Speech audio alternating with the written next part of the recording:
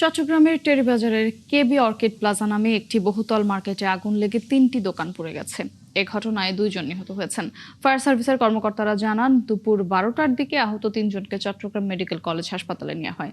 সেখানে ইউনুস ও সোলাইমান নামে ২ জনকে মৃত ঘোষণা করেন চিকিৎসক। তারা টেইলার্স ও জুতার দোকানের কর্মচারী। এর আগে সকাল ১০টার দিকে ওই মার্কেটের চতুর্থ তলার একটি দোকানে আগুন লাগে। ফায়ার সার্ভিসের ৪টি ইউনিটের ১ ঘন্টার চেষ্টায় আগুন নিয়ন্ত্রণে আসে। একটা ইমার্জেন্সি সিঁড়ি দেখলে মরতো না। আমার ভাই 10টা বাজে কল দিছে, আমাকে মাফ চাইছে আমার থেকে।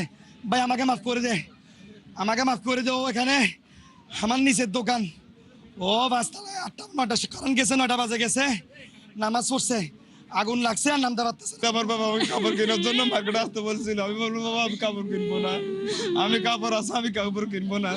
সেটা বলে আমার বাবা কথা বলে আমার বাবা কল কেটে দিছে। তারপর আর কথা হয়নি। সকালে ফোন দিছে, দেখছি আমার বাবা মানে নাকি মারা গেছে।